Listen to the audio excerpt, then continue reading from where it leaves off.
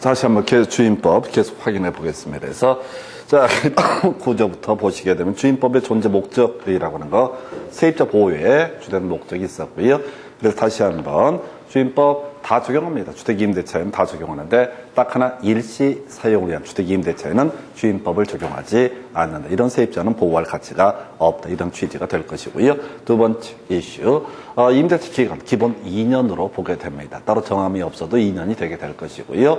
한편 2년 미만으로 정했다라고 하게 되면 임차인만 2년 미만의 기간이 유효함을 주장할 수 있고 임대인은 2년 미만의 기간 유효함을 주장할 수 없다. 나중에 상임법은 1년으로 되어 있습니다. 자, 그리고 묵시갱신이라고 해서 6개월 전부터 1개월 전까지 임대인이 어떤 얘기도 하지 않았다. 임차인이 똑같이 1개월 전까지 아무 얘기를 하지 않게 되면 묵시의 갱신이 인정이 되고, 이때 묵시의 갱신에 있어서 임대차 기간은 2년으로 보게 될 것이고, 임차인은 언제든지 해지할 수 있고 3개월 후에 효력이 발생하게 된다. 자, 이제 대항력이라고 하는 거. 지금 이제 대항력하고요. 또 하나의 이슈가 나중에 우선 변제권, 요 두 가지 때문에 소위 주임법이 만들어지게 되는데요. 지금 이제 전입신고, 임차권 등기를 하지 않더라도 전입신고만 하게 되면 대항력이 발생합니다. 그래서 자, 구체적인 내용을 보게 되면 임차인의 전입신고가 일반적인데 동거 가족의 전입신고 하더라도 대항력 발생하게 될 것이고요. 그리고 나서 지금 다가구 주택에서는 집원까지만, 다세대 주택은 동호수까지 기재를 해야 된다라고 할 것. 그리고 전입신고라고 하는 행정청이 수리했을 때 효력이 발생한다. 그런데 다음날 0시부터가 포인트죠. 좀 이따 이제 계속해서 저당권하고 뭐가 선순위냐라고 하는 게 이슈가 되는데, 주민등록을 마친 날에 다음날 0시부터 대항력 발생합니다. 그 외에 중간에 주민등록 이전하게 되면 기본적으로 대항력 소멸할 텐데, 동거 가족의 주민등록을 그대로 두게 되면 대항력은 유지가 되게 된다. 이 정도가 대항력이기. 이 대항력에다 살을 붙여서 이제 검토하게 될 것이 뭐냐면 우선 변제권이라고 하는 개념. 사실은 대항력보다 훨씬 현실적으로 문제가 되는 게 우선 변제권의 문제가 되게 됩니다. 그래서 자, 우리가 경매라고 하는 것이 진행이 되게 되면요, 등기된 권리에 따라서 그 순서에 따라서 배당을 받게 됩니다. 그래서 이런 경우 있죠. 나중에 우리가 갑소유 X 부동산에서 을이라는 사람이 저당권 가지고 있다라고 보고, 을병이라는 사람이 또 저당권을 가지고 있다. 그러면 이제 이 물건이 뭐 1억 정도의 가치가 있고 1순위 권리자가 5천만 원, 2순위 권리자가 3천만 원이다라고 한번 해봤는데, 이게 매각 대금이 예를 들어서 6천만 원에 불과하다라고 한번 전제를 해보겠습니다. 원래 1억 가치가 있었는데 유찰돼가지고 6천만 원에 낙찰이 됐다. 그러면 이제 1순위 권리자인 누가? 바로 을이 먼저 5천을 다 배당을 받고요, 남는 금액을 누가? 후순위 권리자가 배당을 받는다. 이런 구조가 되는 거예요. 자, 그런데 만약에 이 앞에 누가? 갑을병정이라는 사람이 임차권을 가지고 있다. 임차권 등기가 돼 있으면 임차권자가 만약에 보조금이 5천이다. 그러면 얘부터 먼저 배당을 받고 나머지가 배당을 받는 순서, 이게 경매 기본 룰이거든요. 근데 임차권 등기를 안 한 상태에서 임차권 등기가 안 돼 있으면 등기부에 표시가 안 된단 말이죠. 그럼에도 불구하고 대항력 갖추고요, 확정 일자까지 모두 갖추게 되면은 이때는 임차권하고 똑같이 취급을 해주겠다. 만약에 이 시점에서 임차권 등기를 하지 않고 이 사람이 우선 변제권이라는 것을 요건을 충족을 했다라고 한번 해보겠습니다. 그러면 경매가 진행됐을 때 누구부터? 임차인 정부터 먼저 변제를 받고 매각대금에서 그 다음에 나머지 권리자가 배당을 받는 구조. 그래서 현실적으로는 사실은 이제 그 대항력 자체는 큰 문제가 안 돼요. 왜냐하면 집주인이 굳이 나가라고 이렇게 하는 경우가 드물기 때문에 문제가 안 되는데, 문제는 임차 주택이 경매 넘어갔을 때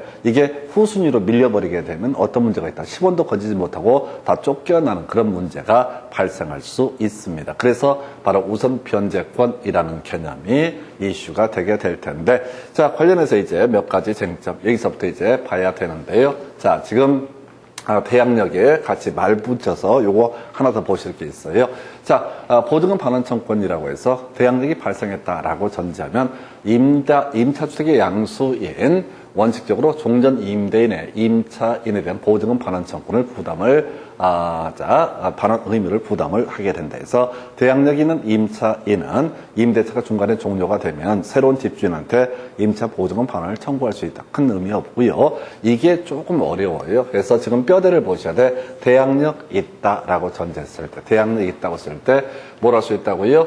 자, 최우선 변제를 받을 수가 있다. 다시 갑시다. 지금 제가 미리 힌트를 드렸던 것이 우선 변제권이라는 것은 대항력 플러스 확정일자, 그럼 후순위 권리자보다 어떻다? 우선 변제를 받을 수 있다. 이렇게 설명을 드렸었는 건데 지금 여기서는 이제 골치가 아픈 것이 최우선 변제권이라는 개념이 있어요. 얘는 확정일자 받을 필요 없습니다. 다시요. 자, 대항력은 주민등록을 하게 되면 어떻다? 주민등록을 하게 되면은 대항력이 발생한다. 이렇게 논의를 삼게 될 거고요. 이 주민등록에다가 확정일자까지 받게 되면은 이때는 뭐가 이게 발생한다고요? 이때는 우선 변제권이라고 하는 것이 발생되게 된다. 이렇게 논의의 뼈대를 삼게 됩니다. 자, 그래서 지금 얘는 확정일자 있기 전에도 어떻다? 최우선 변제를 받을 수 있다. 자, 이런 경우에요. 자, 갑소유 X주택에 대해서 예를 들어서 1번 저당권이라고 해서 을이라는 사람이 저당권을 가지고 있고요. 2번 예를 들어서 임차인인데 이 사람은 확정일자를 안 받은 상태이고요. 그 다음에 주민등록만 이전을 해놓은 상태입니다. 법을 모르니까 주민등록만 이전을 해놓은 상태예요. 그 다음에 3순위 권리자가 뭐 또 저당권이 있다라고 이게 병이 될 테고 이게 정이라는 사람이 있다. 이렇게 전제가 되게 되면은 만약에 경매가 진행되면요. 이 두 번째 사람은요. 우선 변제권이 없어요. 확정일자를 안 받았으니까. 확정일자를 안 받았으니 우선 변제권이 없다고 이 물건이 낙찰되게 되면 이 을이 먼저 배당을 받고 자, 그 다음에 우선 변제권 없으니 얘는 배당 못 받고 그 다음에 자, 두 번째 저당권자가 배당을 받는 순서예요. 자, 그리고 확정일자가 설령 있다. 이 사람 확정일자가 있다라고 할지라도 누구보다 1순위 저당권자보다는 우선 배당을 받을 수가 없습니다. 다시 우선 변제권을 을이 취득을 했다 하십시다. 확정일자까지 받았어요. 그렇다 하더라도 누구보다는 1순위 저당권자보다는 우선 변제를 받을 수가 없습니다. 이게 이제 기본 배당의 순서라고요. 근데 얘가 저당권이 만약 1억 설정돼 있어. 근데 이 주택이 처음에 한 2억 정도 가치가 있다. 점점점 떨어져가지고 낙찰된 금액이 8천에 낙찰이 된다라고 하게 되면 1순위 저당권자도 자신의 채권 다 회수 못하는 거죠. 어찌됐든 8천원 받는 거야. 그러면 나머지 애들은 개털이 돼버리는 거야. 근데 임차인이 문제가 돼요. 이 사람이 예를 들어서 전세보증금 3천만 원 또는 2천만 원 조금 내고 들어간 거야. 진짜 형편이 어려운 사람이야. 근데 이런 물건에 지금 이제 전세 만약에 지역에 따라 틀리긴 하겠지만은 전세보증금 서울 수도권에서 5천만 원이다. 그럼 그런 집 거의 없을 거예요. 그거 다 치고 전 재산이 그거야. 너무너무 형편이 어려우신 분이야. 그런데 이미 저당권이 돼 있으니까 사람들이 안 들어가. 이 주택의 가치가 한 2억 한데 저당권이 한 1억 5천 설정돼 있으면 아무도 안 들어간다고 불안해서. 근데 이 사람은 갈 데가 없는 거야. 그래서 이 집에 새 들어서 살아. 주민등록 이전했어. 심지어 확정일자까지 받았어. 그래도 경매가 진행되면 누구부터? 1순위 저당권자부터 우선 배당을 받아버리는 거예요. 이게 낙찰 금액이 한 1억 4천에 떨어졌다. 그러면 이 세입자는 쫓겨나게 되는 문제가 터지는 거예요. 그래서 우리 법에서는 좀 시험용으로 주의하실 게 확정일자가 없어도 우선 변제권만 있는 상태에서도 자 대항력만 있는 상태에서도 어떻다? 바로 최우선 변제를 받을 수 있다. 최우선 변제라는 게 뭐라고요? 선순위 권리자보다 우선 변제를 받는 것을 뭐라고 한다? 최우선 변제라 부릅니다. 아까 저당권이 있었잖아요. 걔보다도 먼저 변제를 받을 수 있다고. 그래서 자 주택에 대한 경매 신청에 등기 전에 대항력을 취득한 우선 변제권 아닙니다. 대항력을 취득한 소액임차인 배당 요구를 하게 되면 경매 과정에서 배당 요구를 하게 되면 그 일정 금액을 다른 담보물권자보다 우선 변제받을 권리가 있다. 이게 뭔 소리냐면 선순위 권리자보다도 더 우선 변제를 받을 수가 있다. 이렇게 가는 거예요. 그러면요, 이렇게만, 여기서는 이제 포인트가 소액 임차인만 해당됩니다. 소액 임차인만. 모든 임차인이 아니라 소액 임차인. 그럼 소액 임차인은 누구냐라고 했을 때 동네마다 다 틀려요, 금액이. 서울 같은 경우는 지금 아마 전세 보증금 1억일 거예요. 그럼 1억을 다 배당을 해주는 거냐? 그게 아니라 3,400인가 우선 해줘요. 서울시에서 9천만 원의 전세에 들어 살았다고. 그럼 이 사람은 소액 임차인이거든요. 대항력을 취득을 했습니다. 그럼 선순위 담보물권자가 있다 할지라도 지금 3,400만 원까지인가 최우선 변제를 해준다고. 그럼 스토리가 어떻게 되냐면 서울시 기준으로 보겠습니다. 갑소유 X 부동산에 꼭 1번 저당권자 을이 있습니다. 그런 상태에서 2번 임차인, 이 사람이 뭐 그냥 편의를 위해서 자, 우선 변제권을 취득을 했다 하십시다. 보증금이 5천만 원이라고 한번 해보겠습니다. 그리고 세 번째 뭐 저당권자가 있다. 그런데 얘가 1억이고 얘가 5천만 원이고 뭐 얘가 또 5천이다. 이렇게 전제를 했을 때 이 부동산이 나중에 낙찰된 금액이 9천에 낙찰이 되는 경우가 있다고요. 그럼 원래대로 치면 누구만 배당받는 거야? 1번 저당권자는 배당받고 나머지 사람은 전혀 보호를 못 받는다고. 근데 얘가 소액 임차인이라는 요건, 일부러 제가 서울에서 기준점이 1억이니까 5천으로 예시를 했어. 그럼 얘는 이 5천 중에서 얼마? 아까 3,400만 원까지 일단 먼저 배당을 받아. 3,400을 먼저 배당을 받는다고. 그 다음에 누가 받아? 얘가 배당을 받아. 그리고 남는 게 있으면 다시 얘가 배당을 받는 구조예요. 이게 소액 임차인의 최우선 변제라는 거예요. 우선 변제는 등기된 권리 등을 기준으로 봤을 때, 공시된 권리를 기준으로 봤을 때 후순위 권리자보다 우선 변제를 받는 것, 원적 배당을 받는 것을 우선 변제라 부릅니다. 최우선 변제는 자기보다 선순위 담보물권자가 있다 할지라도, 저당권자 이런 사람이 있다 할지라도 일정 금액까지는 어떻다? 최우선 변제를 받을 수 있다. 근데 금액은 아무런 의미가 없어요. 만약에 서울시 문제를 내잖아요. 그럼 대구 광역시면을 무시하는 문제입니다. 그렇겠죠?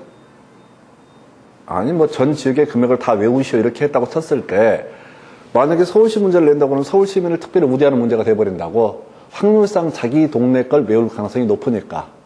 그래서 소액 임차인에 관한 부분은 시험에 나오면은 중개사법이 됐든 민법이 됐든 이 파트가 출제가 되게 되면은 어떤 특징이 있냐면 무조건 답이 아닌 게 구성해요. 옳은 걸 고르시면 틀리게, 틀린 걸 고르시면 옳게. 그러니까 그걸 몰라도 답을 맞춘다 아무 지장 없게 세팅을 해줘요. 그러니까 소액 임차인의 기준 보증금이 얼마냐 라든가 최우선 변제금이 얼마냐 라고 하는 것은 나중에 중개업 하실 때는 필요할 수가 있겠죠. 그런 물건을 거래를 하는 경우에. 하지만은 실질적으로 시험을 보실 때는 의미가 없어요. 우리 주임법 다 묶어서 민법에서 한 문제, 중개법 한 문제. 그래서 소액 임차인의 소액 보증금 이 기준까지 외우기에는 남는 장사가 아니에요. 아니 그간 시험에 만약에 자꾸 다뤘다 그러면 이제 그건 살펴봐야 되죠. 근데 그게 아니니까 지금은 전혀 의미가 없다. 이렇게 가야겠고요. 자, 그래서 지금 소액 임차인은 굳이 시험용으로 딱 한 가지만 체크를 하는 거예요. 최대 얼마? 2분의 1까지만 최우선 변제를 받을 수 있다. 최대 2분의 1까지만 어떻다? 최우선 변제를 받을 수 있다. 시험에는 이것만 낼 수 있는 거예요. 실질적으로. 이 숫자도 항상 틀리게 뽑죠. 3분의 1, 4분의 1 해서 틀리게. 설명드릴게요. 이런 식이에요. 갑이라는 사람이 집주인입니다. 이걸 담보로 을한테 자 저당권을 설정을 해줬습니다. 그래서 저당권이 1억을 설정을 했다 하십시다. 지금 이게 담보가 한 1억 5천 같다고 치고. 근데 갑이 생각해보니까 요즘 집값도 막 이 동네가 많이 빠지고 그럼 경매에 넘어가면 보나마나 1억 이거 안 나올 것 같아. 그럼 머리를 쓰는 거야.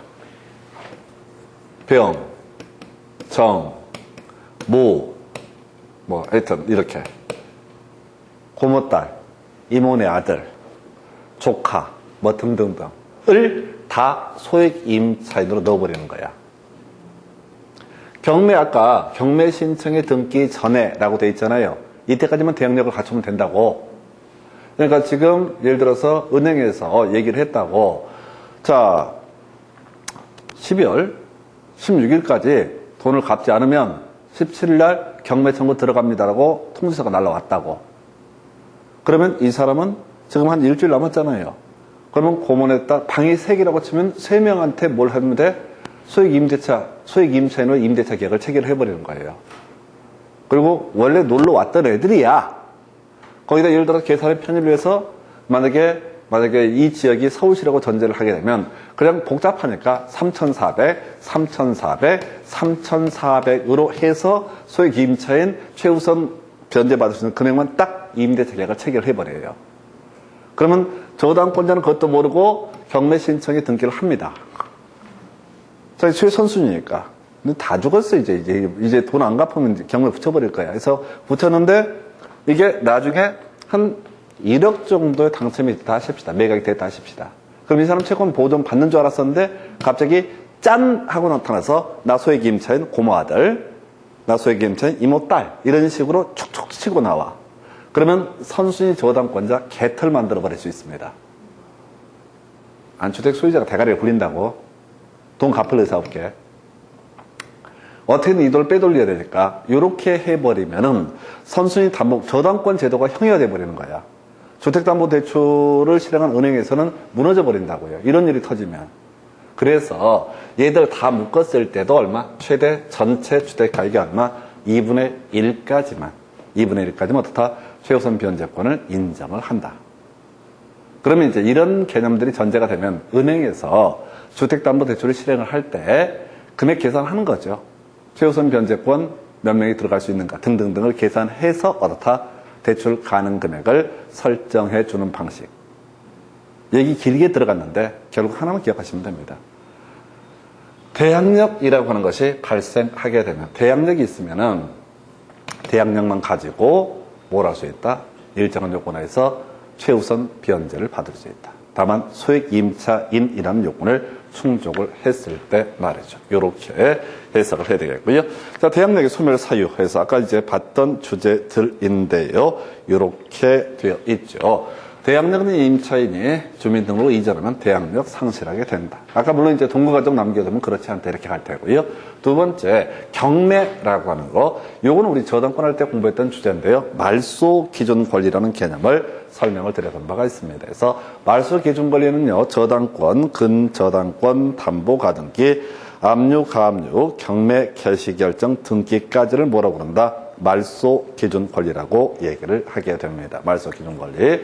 해서 혹시 우리가 이렇게 봤었죠? 자, 경매가 진행되면 그 중에 가장 선순위에 있는 말소 기준 권리, 걔부터 시작해서 걔를 포함한 그 밑에 있는 권리는 모두 다 매각으로 소멸하게 된다. 네, 그런 얘기예요. 그래서 선순위 저당권이 있는 상태에서 경매가 진행되면 임차권이라고 하는 거. 자, 전부 이게 이제 배당금을 받았든 이 보증금을 돌려받든 못 받든 그런 별개의 문제로 당연히 매각에 따라서 어떻다? 소멸하게 된다.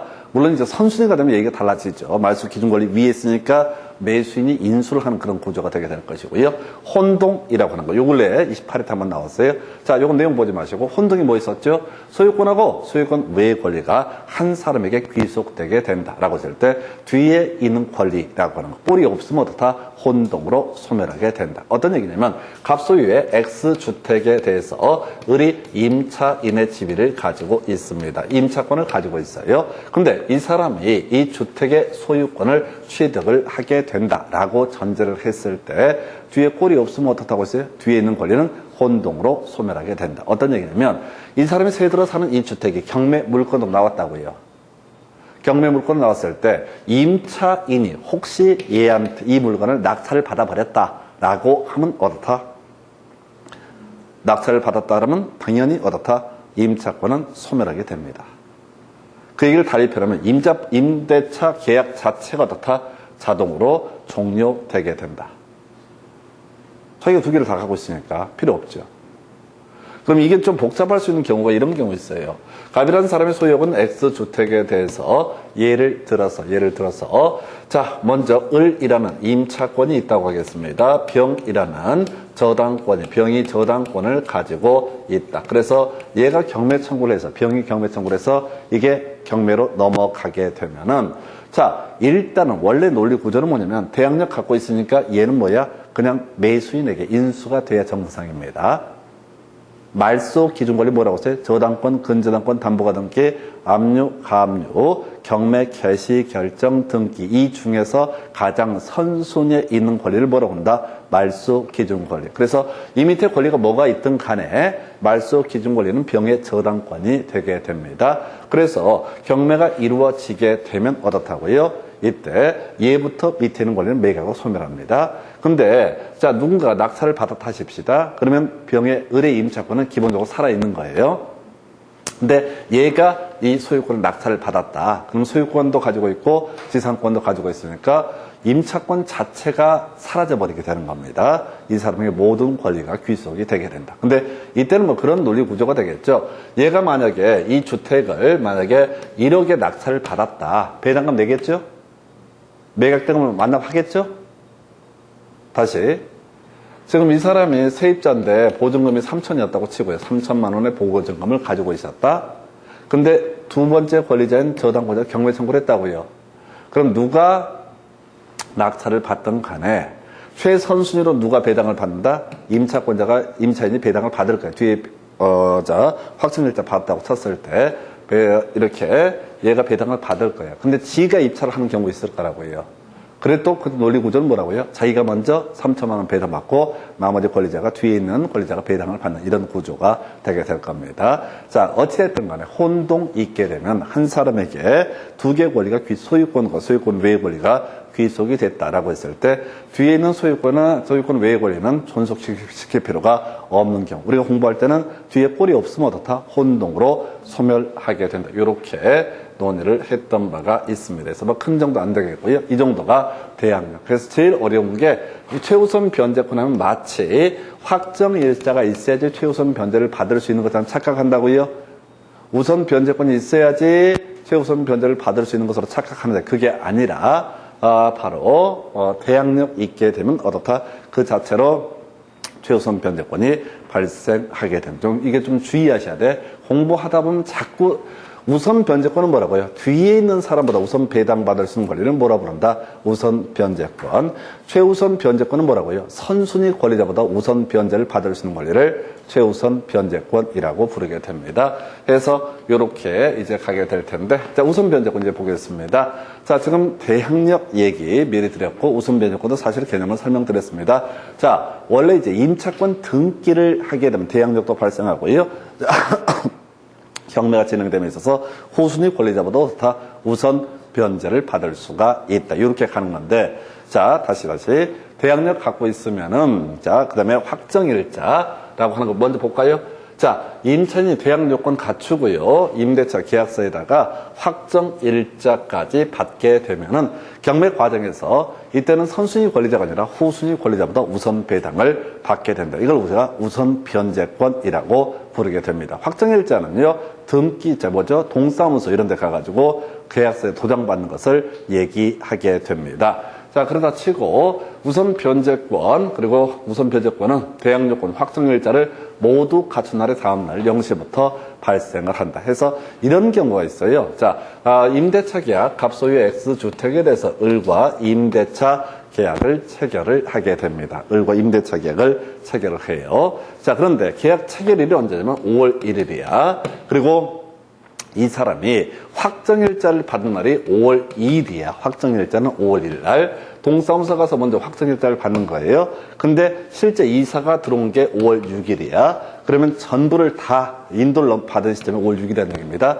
전부 요건을 모두 충족한 다음날 0시부터 다 대항력이, 우선 변제권이 발생하게 된다. 보통 우리가 이렇게 생각하시거든요. 임대차 계약 체결하고 주민등록 이전하고 그리고 그 주민등록 이전할 때 확정일자를 받는 게 일반적인 모습이거든요. 근데 제가 실제 상담하다 그런 경우를 봤었는데, 예를 들어서 5월 1일 날 계약서를 씁니다. 그리고 바로 공증을 받아. 동사무소 간 게 아니라 공증인 사무소 가서 확정일자를 받아요. 확정일자를 먼저 받는 거야. 그리고 나서 실제 이사 간 날은 5월 6일이야. 그때 주민등록을 이전하는 사례가 있다고요. 우리가 일반적으로 주택 임대차 계약을 체결하면 항상 생각이 뭐냐면 계약서 쓴 다음에 그다음에 이사 가는 날 주민등록하고 동사무소 들려서 같이 확정일자도 받는다고 생각을 하신다고. 근데 그게 아니라 확정일자라는 건 꼭 동사무소가 아니라 공증인 사무소에도 받을 수 있거든요. 그래서 계약 체결한 날 바로 뭘 해? 공증을 먼저 받습니다. 공증을 먼저 받고 실제 이사는 좀 이따가 하는 경우가 있어요. 그래서 이게 어떤 사건이 있었냐면 어떤 주택이 건대 쪽에 있는 주택이었는데 이게 전세 보증 한 2억 정도 되는 사안이었어요. 근데 이제 하여튼 복잡해. 뒤에 뭐 저당권도 들어갑니다. 갑소유 주택에 대해서. 자, A라고는 임차인이 있고 B라는 임차인이 거의 비슷한 시기에 이게 신축 빌라였는데 입주를 하게 됩니다. 근데 이 사람은 어떻게 하냐면 5월 1일 날 계약 체결해. 이 사람도 5월 1일 날 계약 체결해. 그리고 이 사람 겁나 부지런했고 확정일자를 5월 2일 날 확정일자를 받아요. 그리고 이 사람은 확정일자 안 받고 나중에 주민등록 이전하고 그다음에 이사 확정일자를 받는 게 5월 6일이야. 동시에 다 하는 게. 그리고 이 사람은 이사를 한 게 전입신고를 한 게 5월 7일이야. 그러면 누가 더 빠르다고요? 얘가 더 빠른 거예요. B라는 임차인이. 전체를 갖춘 날에 다음날 0시니까. 그래서 이게 실제 되게 웃긴 사안이었어요. 왜냐면 확정일자 그게 이제 저희 상담 들어올 때 바로 구체적으로 팩트를 정리해서 들어오는 게 아니라 중구난방으로 들어오거든요. 그래서 A라는 임차인은 확정일자를 5월 2일 날 받았고 B라는 임차인은 5월 6일 날 확정일자를 받았다라고 이렇게 하면 당연히 누가 A라는 임차인이 우선 변제. 자, 굳이 뒤에 저당권자도 있었거든요. 근데 얘들이 먼저 변제를 받아야 되는 그런 상황이라고요. 그러면 하여튼 사안이 복잡했는데 결국은 뭐냐면 전체를 다 갖춘 날에 다음날 0시부터 다 우선 변제권이 발생되게 된다라고 하는 거, 이렇게 가는 거예요. 실제 이게 있습니다. 전체를 다 갖춰야 된다. 그래서 자, 정리하면 이렇습니다. 지금 이제 우선 변제권 모두 갖춘 날에 다음날 0시부터 발생한다. 그래서 하나만 더 예를 들어볼까? 이런 사례죠. 갑소유 X주택에 대해서 을이라는 임차인이 5월 5일 날, 예를 들어서 5월 6일로 합시다. 5월 6일 날 임대차 계약서 쓰고 이사하고 그다음에 전입신고하고 확정일자까지 5월 6일 날 받아요. 근데 임차인을 받아놓고 이 집주인이 저당권을 5월 6일 날 설정을 해버려요.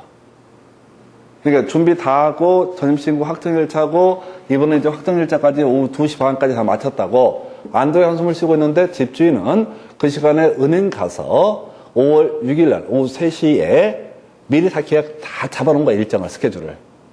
대출을 받으려고 저당권 설정과 대출 받으려고 모든 준비를 다 세팅을 해놓은 거야. 그래서 임차인한테는 저희 저당권 하나도 없어. 깔끔해요. 라고 얘기를 하겠죠. 그래서 예를 들어 이 주택의 뭐 가격이 만약에 3억이다 라고 한번 전제했을 때 전세 보증금 2억 받고 받아들이는 거야. 그러면 누구 입장에서? 이 임차인 입장에서는 저당권이 없으니까 깔끔하네 라고 들어가는 거예요. 그리고 자기는 법에 따라서 뭐까지 했으니까 확정 일자까지 다 받은 상태니까 이제는 경매 넘어가도록 최선순위 권리자가 되니까 별 문제가 안 되겠다라고 생각하는데 그 5월 6일 날 오후 3시에 자 저당권 설정 등기가 되어버려요. 그럼 뭐가 선순위가 된다고요? 저당권이 선순위. 저당권은 설정 등기한 그 시점부터 이렇게 발생하니까. 근데 우선 변제권은 언제라고요? 모두 요건을 갖춘 날은 다음날 0시부터. 이게 계속 이슈가 돼요, 사회적으로. 집주인들이 형편, 이유가 어쨌든 간에 이게 뒤통수 치는 경우가 있다고. 그럼 세입자는 나중에 경매 넘어가고 할 때까지도 몰라.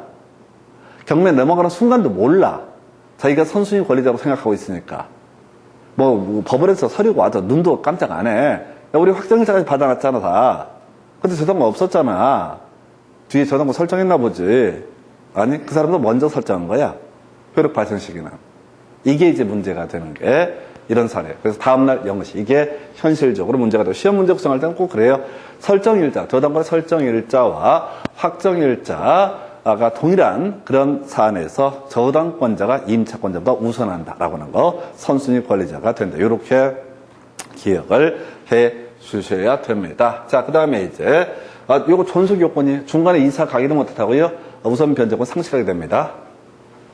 중간에 이사 가면 우선 변제권 상실하게 된다고요. 알고 계셔야 돼. 계속 버텨야 돼. 그래서 우선 변제 요건이라고 하는 것은 자 민사집행법 경매 과정에서 법원의 판사가 법원에서 배당 요구를 하십시오 언제부터 언제까지라고 하는 그 배당 요구의 종기까지 계속해서 존속이 돼야 된다. 그래야지 우선 변제권을 행사할 수 있다. 경매 넘어간다고 생각해서 그냥 바로 이사가 버리게 되면 배당 요구의 종기에 만약에 주민등록이 옮겨져 버리면 이 사람은 어떻다? 대항력 잃어버리고 그럼 다시 우선 변제권 같이 잃어버리는 문제가 터지게 됩니다. 그렇다 치고 이제 우선 변제권 행사 과정, 경매 과정에 대해서 설명을 드리겠습니다. 배당 요구. 자, 우선 변제권을 가진 임차인이 경매 절차에서 우선 변제를 받고 싶으면 배당 요구의 종기까지 배당 요구를 해야 된다. 이게 뭔 소리냐면 등기된 권리 같은 경우는요. 굳이 배당 요구를 할 필요가 없습니다. 이미 등기가 돼 있으니까. 법원에서 순서가 다 매겨져 있잖아요. 그런데 이런 경우 있다고 갑소유에 X 부동산에서 을이 저당권 가지고 있고요. 그 다음에 순서로는 병이 지금 임차권을 가지고 있고 그 다음에 자 갑을병정이라는 게 저당권을 가지고 있다라고 한번 전제해 보자고요. 근데 얘는 지금 등기부에 표시가 안 되잖아요. 주민등록하고 전입신고하고 지금 전입신고하고 확정일자를 받은 사람이니까 등기부에는 표시가 안 되잖아요. 그러니까 이 사람은 계속 배당 요구의 종기까지 이걸 유지를 해야 되고 두 번째 법원에 가서 나 채권자다 그리고 내가 이순이다 라고 하는 걸 신청을 해야 된다. 배당 요구를 해야 된다고. 그래야지 어떻다고요? 배당을 받을 수 있다고. 이 배당 요구의 종기까지 이렇게 후순위 권리자가 임차인 지금 후순위 권리자거든요. 얘가 아무것도 안 해버리면요 나중에 배당 못 받습니다. 먼저 배당 받고 끝나는 거예요. 남는 돈 있으면 모르겠지만은 아니면 개털되는 수가 있어요. 그래서 하여튼 뭐 그러다 치고 자 여기서는 이제 주로 시험 문제 좀 어렵게 나올 수 있는 게 요 두 가지, 세 가지 얘기가 돼요. 자 전세권 겸유자 대지 환가 대금부터 먼저 설명을 드리겠습니다. 자 일단은 요거는 이제 공법적인 마인드가 필요해요. 주택이라는 게 뭐냐면 정의가 뭐냐면 토지 플러스 건물을 가리켜서 뭐라고 한다? 주택이라고 정의합니다. 토지 플러스 건물을 가리켜서 뭐라 부른다고요? 주택이라고 부르게 됩니다. 토지 플러스 건물을 주택이라고 정의해요. 그래서 이게 뭔 소리냐면 토지 플러스 건물을 주택이라고 정의한다라고 했을 때 이게 갖는 의미는 건물만 경매가 돼도 우선 변제를 받을 수 있고요. 땅만 경매가 되더라도 우선 변제를 받을 수가 있다. 이렇게 해서 하는 거예요. 이건 이제 민법적인 관점에서 접근은 너무 어려워지고 말이 어렵고 다시 기본 전제가 지금 주택임대차 보호법이잖아요. 그럼 주택의 정의가 뭐냐라고 했을 때 토지, 그 다음에 건물을 묶어서 부를 때 뭐라고 한다? 주택이라 부른다. 근데 우리 민법 체계에서 토지와 건물은 별개의 부동산을 취급하거든요. 토지 등기부 따로 있고 건물 등기부 따로 있다고요. 그래서 어떤 이유가 있어서 건물은 경매가 안 넘어가고 대지만 경매가 넘어간 경우가 있다. 그러면 이거 주택의 일부가 경매가 된 거거든요. 그러면 우선 변제권을 가진 임차인은 당연히 대지 환가 대금에 대해서 어떻게 할 수 있다? 우선 변제를 받을 수 있다. 건물만 경매가 혹시 넘어가게 되면 당연히 어떻다? 그 부분에 대해서 우선 변제를 받을 수 있다. 그래서 이거는 이제 공법적인 마인드가 있으면 거저 따로 설명드릴 것도 없어. 다시 주택의 정의가 뭐라고요? 건물 부분하고요. 그 다음에 토지를 대지를 묶어서 부를 때 뭐라고 한다? 주택이라 부릅니다. 근데 경매가 별개로 이루어진다고 경우에 따라서 대지만 경매가 이루어진다. 그럼 당연히 이건 주택의 일부니까 우선 변제권을 가지고 있는 임차인은 어떻다? 우선 변제를 받을 수 있다. 후순위 권리자보다. 그 다음에 건물만 경매가 이루어진다라고 하는 건 시험에는 안 나오는데 하여튼 이런 경우에도 당연히 주택의 일부니까 후순위 권리자보다 우선 변제를 받을 수 있다라고 하는 거. 그래서 우리 시험에는 판례에서 이슈가 계속됐던 건 대지 환가 대금이라는 부분이 이슈가 돼요. 그래서 이거는 공법을 알고 있으면 정말 유치한 거죠. 세법이라든가 공법 이런 파트에서는 주택이라는 것의 정의 자체를 뭐 어떻게 하냐면 토지 플러스 건물을 묶어서 뭐라 부른다? 주택이라고 부르게 됩니다. 그 다음에 또 하나 전세권 겸유자라고 해서 다시 이거 개념부터 설명드릴까요? 뭐 이게 그 자체가 중요한 건 아닌데 전세권은 어떤 경우에 성립합니까? 전세권 설정 등기가 있어야 좋다 성립하게 되는 거죠. 그 다음에 이제 주임법상 임차인의 지위라고 하는 것은 주민등록 이전하고요. 확정일자 등을 받게 되면 어떻다고요? 그냥 우선 변제권 발생합니다. 근데 이런 사람이 있다는 거죠. 자, 갑소유의 X주택에 대해서 을이라는 사람이 더럽게 인가를 믿지 못해서 먼저 집주인한테 쇼 붙여가지고 전세권 설정을 했습니다. 이 사람 전세권 가지고 있어요. 근데 그와는 별개 문제로 이 사람은 또 찜찜해서 그 계약서 하고요. 임대차 계약서, 뭐 전세 계약서가 되는 임대차 계약서는 똑같이 쓰니까 계약서 하고요. 전입신고 해가지고 자, 우선 변제권을 이 사람이 취득을 합니다. 이건 혼자 할 수 있잖아요. 임차인 혼자서. 전세권은 전세권 설정자, 건물주한테 사인 받아야지 전세권 설정 등기를 하시는 데 비해서 지금 확정일자 받고 전입신고를 하는 건 임차인 혼자 살 수 있잖아요. 이런 상태라고요. 두 개의 권리를 다 모두 가졌다. 그럼 각각의 별개의 권리입니다. 그럼 각각 행사할 수 있다. 뭔 얘기냐면, 자, 이 사람이 지금 이 전세금이라는 게 만약 2억이라고 한번 해보겠습니다. 이 주택이 나중에 경매가 된 게 1억 8천이라고 한번 해보겠습니다. 이 사람이 전세금 안 주니까 경매 청구했어요. 경매 청구는 원래 나가야 됩니다. 그 건물에 눌러 앉아있으면서 경매 청구 못 한다고요. 우리가 이제 그 얘기 있죠. 쌍무계약, 동시이행의 항변권이라는 개념을 설명을 드린 바가 있습니다. 각각의 채무도 다 동시에 이행을 해야 된다. 그럼 전세권자가 경매 청구를 하려면요, 그 집에 있으면서는 못하는 거예요. 자신의 채무를 먼저 이행을 해야 됩니다. 전세권 설정자한테 목적을 인도를 해줘야 돼요. 나가야 된다고. 그리고 나가서 아직까지 전세금 반환 안 해? 그럼 나 경매 청구할 거야. 이게 가능하다는 얘기예요. 근데 이 사람 실제로 나가요, 안 나가요? 안 나가죠. 전세권자로서는 나갔어요, 사실은. 전세권자의 지위에서 나갔다고. 근데 이 사람은 전세권과는 별개의 문제로 여기에 임차권을 가지고 있기 때문에 계속 머물러 된다고. 두 개를 다 가지면 장점이 있다고. 만약에 유일하게 전세권만 가지고 있으면 어떻게 해야 된다고요? 일단 나가야 된다고. 나가야지 경매 청구할 수 있는 권한이 부여가 된다고. 근데 이제 이 사람은 실제로는 전세권자 지위에서 나간 거야. 한쪽 몸은 나간 거야. 근데 나머지 임차권의 지위를 가지고 있으니까 다 이 집에 버티고 있는 겁니다. 그래서 두 개를 설정하면 좋은 이유가 나가지 않고서도 뭘 할 수 있다? 경매 청구를 할 수 있다. 두 번째, 지금 이렇게 쭉 권리가 있다고 했을 때, 자, 지금 다른 권리, 뭐 뒤에 저당권이 있다 하십시다. 권리의 경우의 수가 저당권이 있다 하십시다. 그러면은, 그럼 경매 청구, 얘도 할 수 있고 얘도 할 수 있거든요. 자, 그럼 전세권자가 경매 청구하면 말소 기준 권리는 뭐가 됩니까? 저당권이 말소 기준 권리가 되는 거죠. 그죠? 아니, 우리 말소 기준 권리는 저당권, 근저당권, 담보가등기, 압류, 가압류, 경매, 개시, 결정, 등기 중에서 가장 선순위에 있는 걸 뭐라고 한다? 말소 기준 권리라고 부르게 됩니다. 그러니까 이런 사안에서도 저당권자가 말소 기준 권리가 돼요. 전세권은 스스로 경매 청구하는 순간 소멸합니다. 전세권자가 스스로 경매 청구를 하면 전액 변제를 받든 못하든 그건 전혀 별개로 전세권 자체는 소멸해버려요. 그런데 지금 전세금 2억에 들어갔어요. 이 사람 두 개를 다 갖고 이게 뒤에 저당권자가 있어요. 근데 이게 나중에 1억 8천에 낙찰이 됐다고. 그럼 전세권자 1억 8천 받았죠? 2천 못 받았죠? 나가야 돼요? 나가지 않자. 다시 들어올 수 있어요. 뭘 다시 들어와요? 전세권을 소멸해버린다니까. 전액 변제를 못 받아도 나가리가 되는 거라고요. 전세권 자체가 사라져버린다고요. 근데 이 사람은 지금 뭘 갖고 있어요? 임차권 가지고 있는 거죠. 그러니까 2천만 원 돌려받을 때까지 누구한테? 낙찰 받으신 분한테 2천만 원 돌려받을 때까지 난 못 나가겠다라고 주장할 수 있는 거예요. 왜? 임차권은 말소 기준 권리보다 위에 있잖아요. 그죠? 다시 갑수유의 X주택에 대해서 을이 전세권을 가지고 있습니다. 그리고 주임법상 을이 임차인의 지위를 가지고 있습니다. 자, 을은 두 개 다 갖고 있는 거야.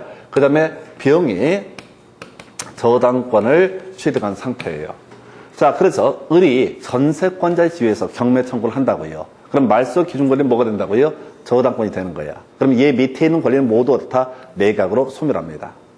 그럼 달리 얘기하면 이 저당권보다 위에 있는 임차권은 어떻다? 설령 매각이 있다 할지라도 누구에게 낙찰받으신 매수인에게 인수가 되는 것이 소멸하는 게 아니라고요. 전세권자 스스로 경매 청구했다고 그랬었죠? 그럼 얘는 소멸해요. 근데 아까 전세금이 2억이라고 그랬어. 보증금 전세금이 2억인데 이게 1억 8천에 낙찰이 됐다고. 1억 8천에.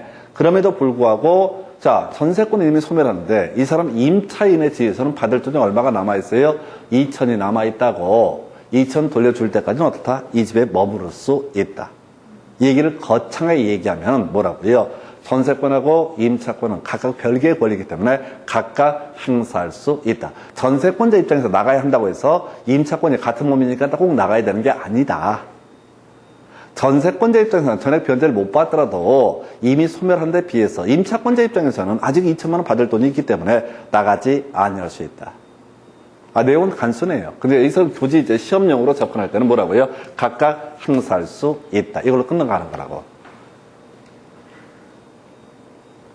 마지막, 동시에. 자, 임차인은 임차주택을 양손에게 인도하지 않으면, 우선 보증금 변제받을 수 없다. 지금 아까 경매 청구 과정에서 임차인이라고 하는 사람이 있어요. 임차인이라고 하는 사람이 지금 보증금을 전액 변제받지 못한다라고 하게 되면은, 이때는 어떻다고요? 이때는, 자, 다시 갑시다. 갑소유 X주택에 대해서 을이라는 임차인이 있다라고 한번 전제를 해보고요. 그 밑에 뭐 병이라는 저당권자가 있었다. 이게 경매가 넘어갔다고요. 경매가 넘어갔어. 그래서 얘가 1순위 권리자로서 만약에 받을 돈이 5천만 원이 있다라고 했을 때 낙찰 받으신 분한테 목적물 인도하지 않게 되면은 당연히 어떻다? 배당금 받을 수가 없다. 돈 받으려면 어떻다? 목적물은 인도를 해야 된다. 이런 취지입니다. 큰 의미는 없어요. 그래서 이 정도가 우선 변제권에 관한 개념에서, 자, 대지 환가 대금에 대해서 우선 변제권 행사할 수 있다. 이런 것들 하나 있었고요. 두 번째 이슈가 되게 될 거, 바로 전세권과 주택 임차권을, 주임법상 임차권을 가지고 있다면 각각 행사할 수 있다. 그 정도까지. 그리고 나서, 자, 이제 마지막 주제가 주임법상 주택 임차권 등기라는 개념이 있게 됩니다. 그래서 이 주택 임차권 등기라고 하는 거, 스토리가 이렇게 가게 되죠. 그래서 요 스토리를 보면은 지금 대항력 우선 변제권이라고 하는 거 계속해서 배당 요구의 종기까지 어떻다? 유지해야 됩니다. 주민등록 함부로 옮기게 되면 어떻다? 대항력 잃어버리고, 대항력 잃어버리면 우선 변제권 잃어버립니다. 확정일자가 지워질 일은 없으니까 결국은 주민등록을 옮기느냐 마느냐의 문제가 터지게 되는 거예요. 다시, 어떤 주택의 임차인이라는 사람이 지금 대항력이라고 하는 것을 취득했어요. 게다가 확정일자까지 받았습니다. 우선 변제권까지 취득을 했다 하십시다. 그런데 주민등록을 딴 데로 이전을 하게 되면 대항력 상실하고요.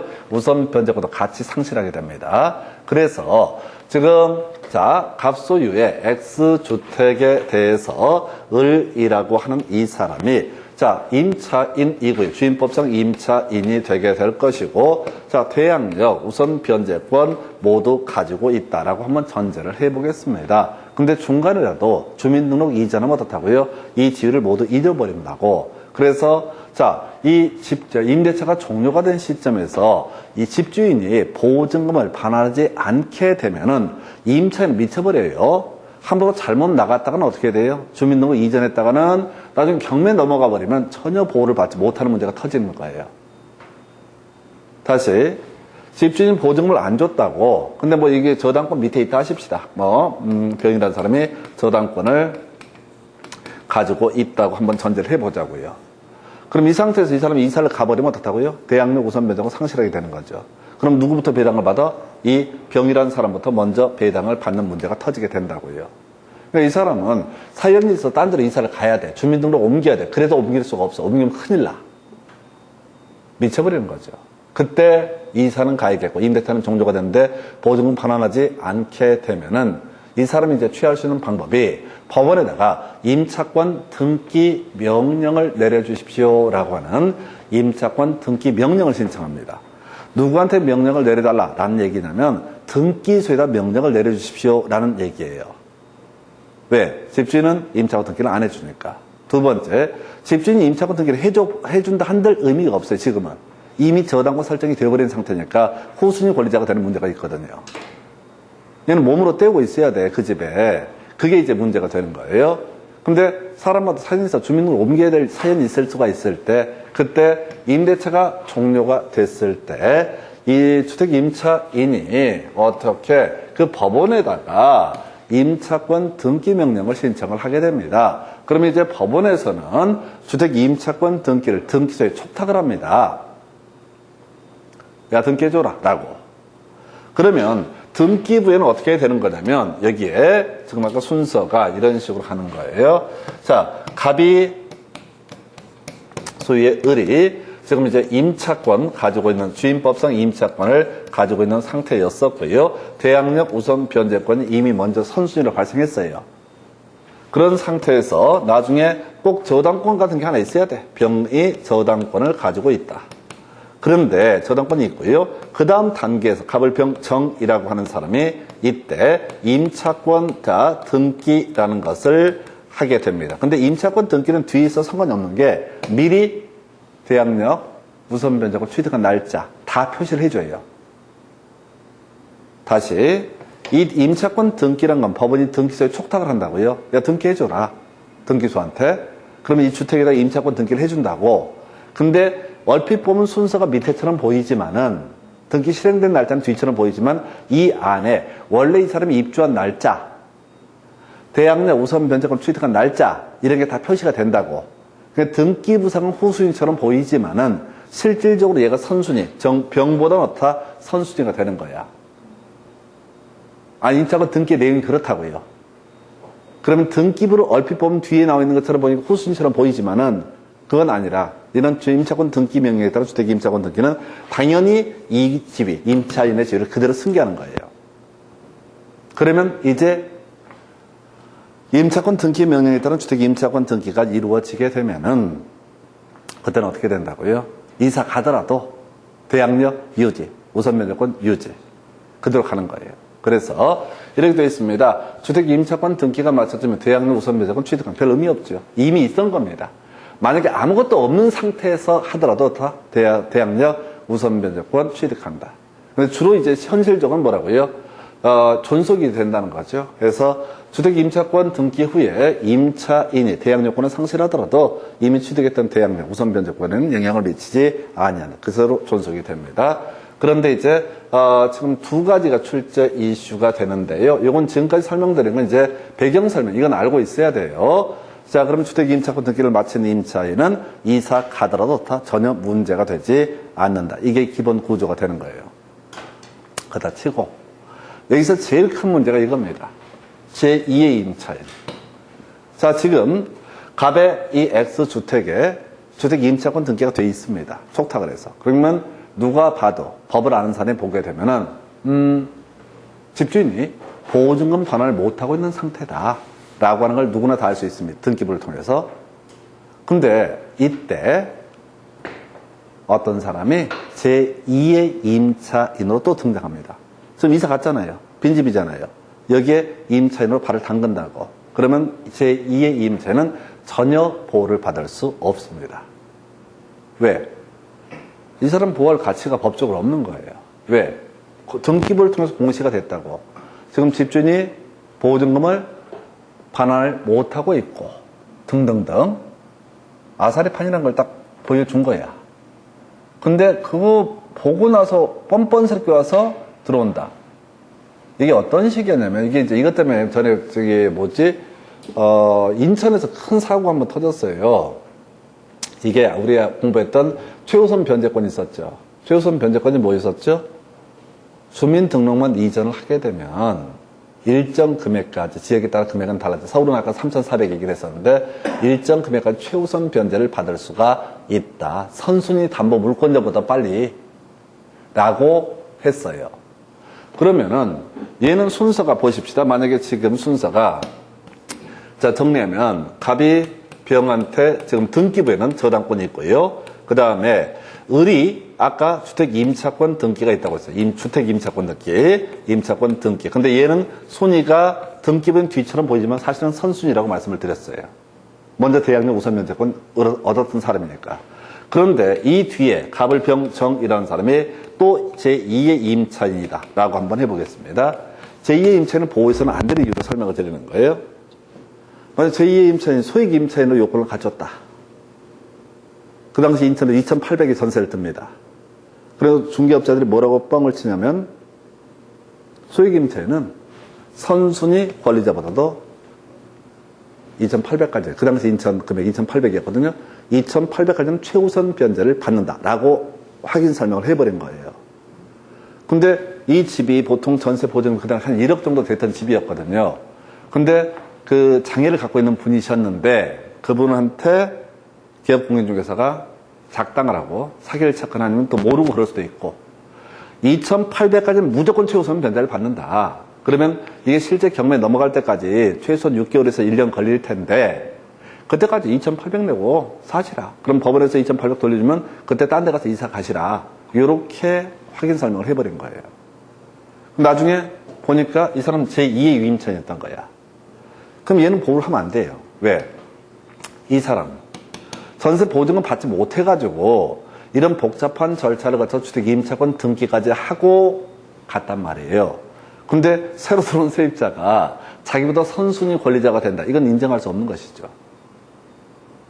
아니 집주인이 또 가라로 넣는다고 가라로 제2의 임차인을 보호를 한다라고 하면은 집주인은 가라로 고모네 딸, 이모네 아들, 사돈네 조카 등등등을 다 소액 임차인으로 도배를 해버린다고. 그러면 이 아까 임차인도 보호를 못 받고 그 다음에 저당권자 보호를 받지 못하는 문제가 터지니까 법을 이렇게 악용한 사례가 있다고요. 그러니까 제2의 임차인은 전혀 어떻다 보호를 받을 수 없다 이렇게 가는 거예요. 이해되시죠? 얘는 절대 보호하면 안 돼요. 왜냐면 집주인하고 작당한 애들이니까 보는 관점을. 근데 집주인하고 작당 안 하고 아까 모르고 들어간 사람이 있어도 그래도 보호를 못 해주는 거예요. 그러니까 그러면 뭐 자살을 했던가 뭐 이런 사건이 터지면 난리가 났던 사건이에요. 자, 이렇고 그 다음에 이거 지금 주택 임차권 등기가 된 상태입니다. 집주인이 기분 나빴습니다. 아, 보증금 융통을 못해서 안 주는데 자, 세입자가 까칠하게 기분 나쁘게 주택 임차권 등기 명령 신청해서 주택 임차권 등기가 딱 됐어. 어찌어찌 돈을 융통했어. 그러니까 세입자한테 전화하겠지. 야, 벌써 태도가 불량스러워. 보증금 보낼 테니까 먼저 등기 말소해. 이렇게 주장을 합니다. 그랬을 때 세입자가 죄송스러운 말씀으로 얘기하는 거죠. 너님이 먼저 입금을 하십시오. 이렇게. 왜? 이건 동시이행 관계가 아니다. 우리 동시이행의 항변권 부인됐던 거 4가지 외우셔야 됩니다. 저당권 설정 등기의 말소 의무와 피담보 채무의 변제, 담보가 등기 말소 의무와 피담보 채무의 변제, 임차권 등기 명령에 따른 주택 임차권 등기의 말소 의무와 임대차 보증금의 반환 의무, 마지막 무효인 경매에서 배당금 반환 의무, 소유권 이전 등기 의무. 이건 돈부터 먼저 갚아야 됩니다. 이게 동시행 관계가 아니라고요. 지금 따로 얘기하면 다 동시행 관계라고. 근데 아닌 거 4가지 중에 하나. 이렇게 보셨어요. 그래서 일단 이 챕터에서는 논의의 포인트가 2가지예요. 사실은 자, 내용은 알고 있어야 되는데 제2의 임차는 전혀 보호를 받을 수 없다. 이게 출제 포인트고요. 그 다음에 동시이행의 항변권 인정되지 않는 케이스 4개 중에 하나고요. 잠시 끊었다가 상임법 간단하게 정리해 드리겠습니다.